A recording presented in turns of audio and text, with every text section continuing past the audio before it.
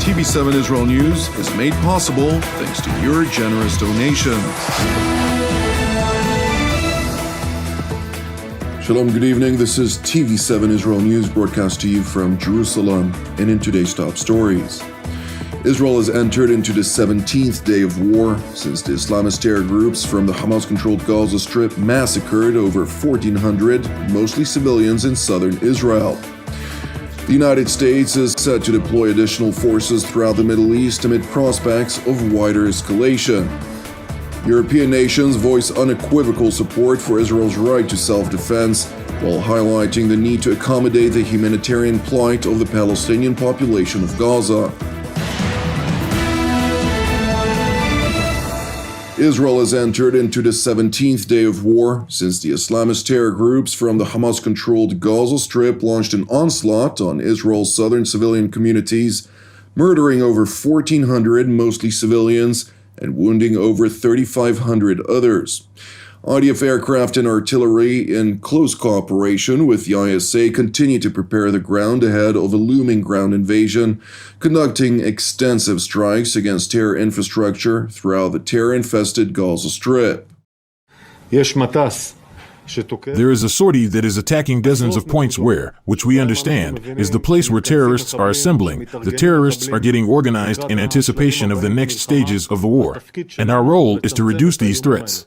Therefore, we are exploiting all of the time available to us to improve our readiness and our ability to carry out the ground maneuver in the best possible way.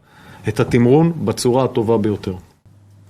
parallel to the IDF's aerial activities, ground forces are already taking part in limited operational incursions. During the night, there were raids by tank and infantry forces. These raids are raids that kill squads of terrorists who are preparing for the next stage in the war. These are raids that go deep, to the contact line. These raids also locate and search for anything we can get in terms of intelligence on the missing and the hostages. It is important to highlight that Prime Minister Benjamin Netanyahu held a phone conversation with U.S. President Joe Biden, during which the Israeli leader committed, amid intense pressure from the Biden administration, that there would be a steady flow of vital humanitarian aid into the Hamas-controlled Gaza Strip. However, according to the IDF spokesman, the aid would enter through Egypt's Rafah border crossing into the Palestinian enclave, to include basic humanitarian commodities.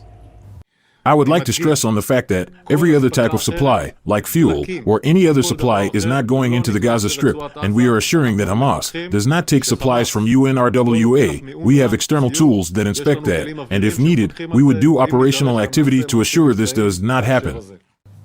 General Hagari went on to update the latest hostage and IDF casualty count as the numbers continue to rise. We have notified the families of 308 fallen IDF soldiers and 222 hostages. Alongside robust operational activities directed toward the terror-plagued Gaza Strip, the northern Israeli front with Lebanon continues to experience daily hostilities, which are committed by the Iranian proxy Hezbollah. In retaliatory responses to Hezbollah's repeated attacks, the IDF conducted both aerial and artillery strikes against Hezbollah military infrastructure throughout southern Lebanon, while IDF troops conduct defensive raids against terror cells, trying to mount attacks, with Hezbollah announcing 27 fatalities among its ranks to date.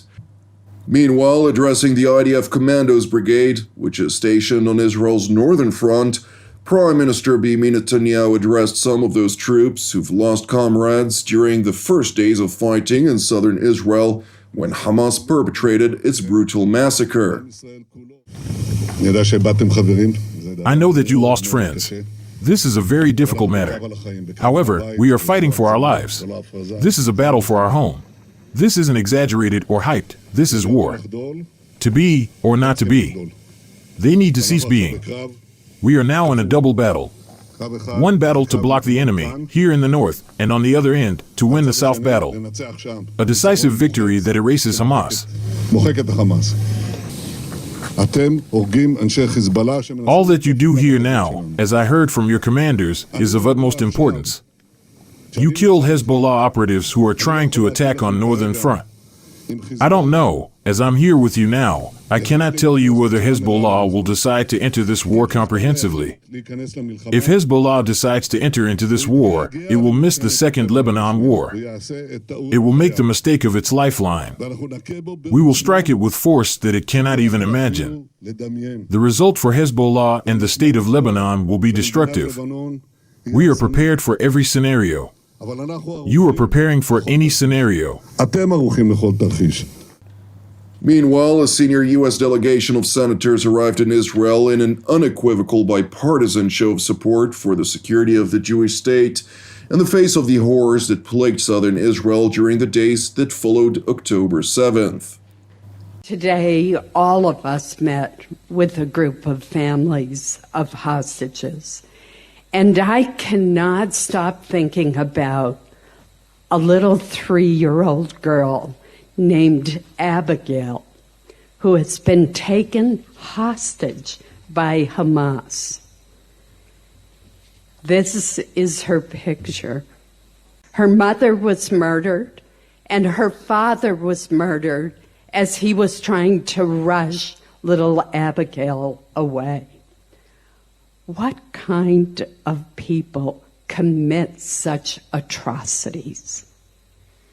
This is not a close call. This is a clear case. Hamas is a terrorist group, and we must do all that we can to support Israel in its quest to eliminate Hamas.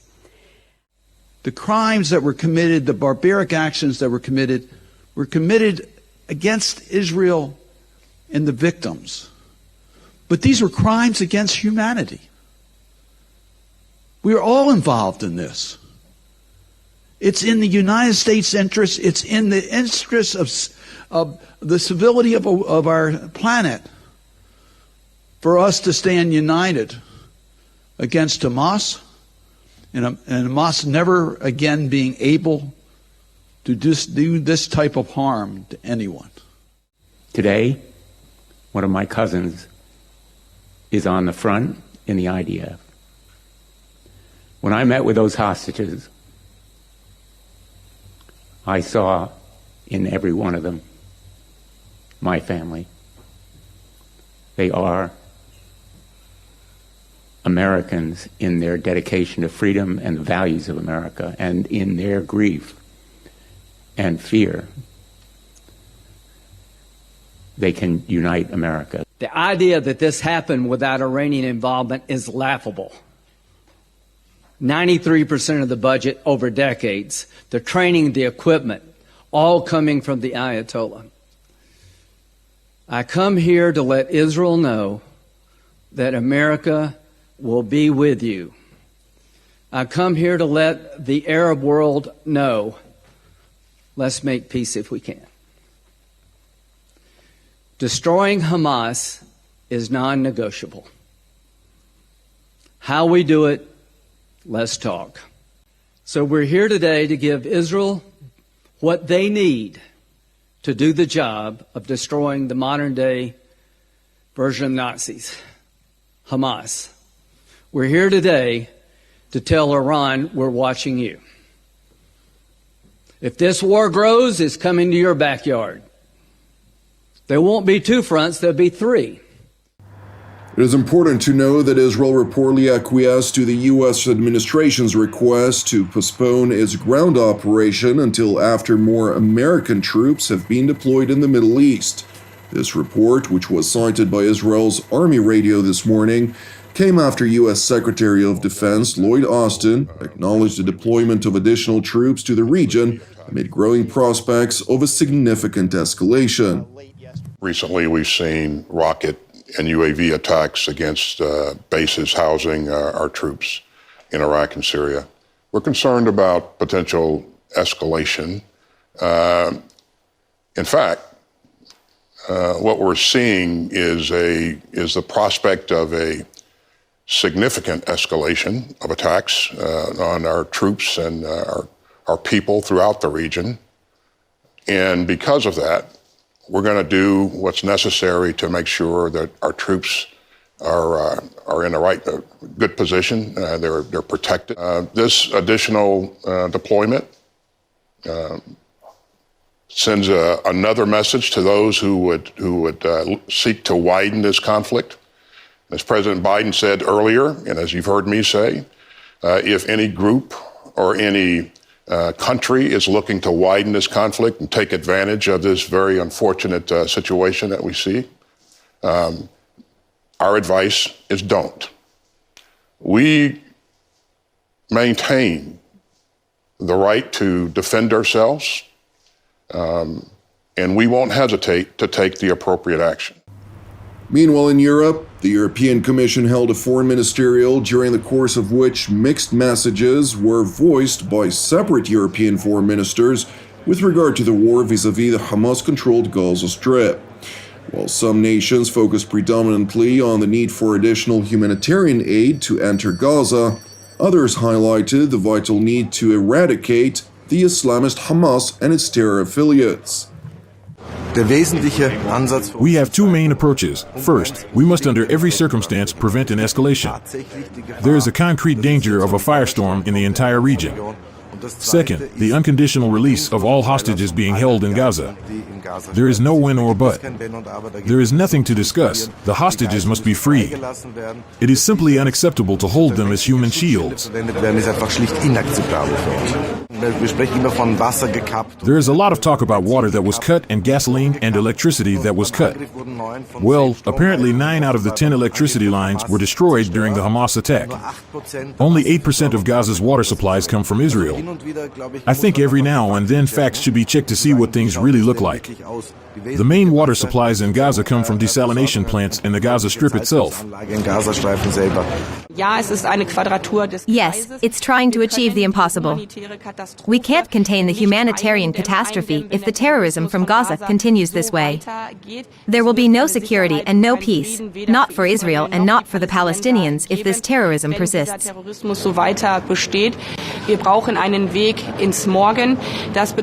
We need a path for tomorrow.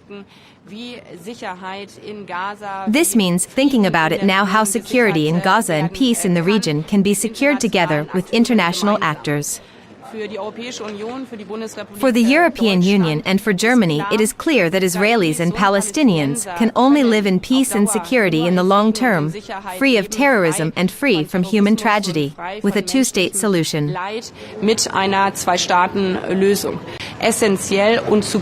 the same time, everything must be done that the incredible suffering of the 2 million people in Gaza is being eased.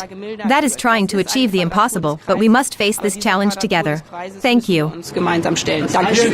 We are following with a great concern closing down of hospitals, no humanitarian access, lack of water, lack of food, and we are calling for urgent humanitarian ceasefire, for establishing humanitarian corridors, for humanitarian assistance to civilians. We have to act according to international law, according to humanitarian law, and do everything that the conflict doesn't split to the region. It is very necessary that there will be humanitarian pauses, because it is absolutely necessary that there is more humanitarian aid and that people get help, get medicine, get food, get water. As a person who would be against a ceasefire, ceasefire means no one gets killed that day. But we have to think about what the goals are. And for Israel, and I think for the Western world, the goal would be to go after Hamas, the terrorist organization which has been terrorizing Israel for very many years. While European top diplomats deliberated a common European reaction to the Hamas-instigated war with Israel, separate European leaders continue to visit Jerusalem in support of Israel's right to eradicate the terror groups in the Hamas-controlled territory. My good friend Kyriakos, it's very good to see you here. I always say that the best thing above standing with Israel is standing in Israel, and you're doing that. I appreciate the solidarity of you, your government, the people of Greece at this darkest hour.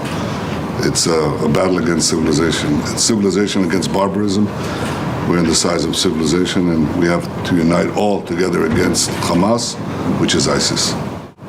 Thank you. Thank you so much, Prime Minister. Dear Bibi, I come here not just as an ally, but as a true friend.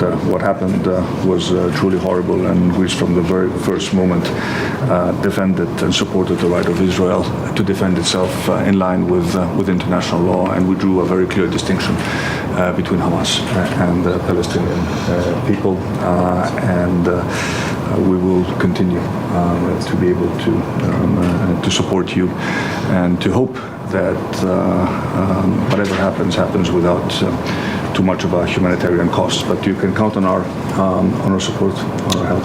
Thank you, friend. Thank you, Prime Minister. I'm happy of being here.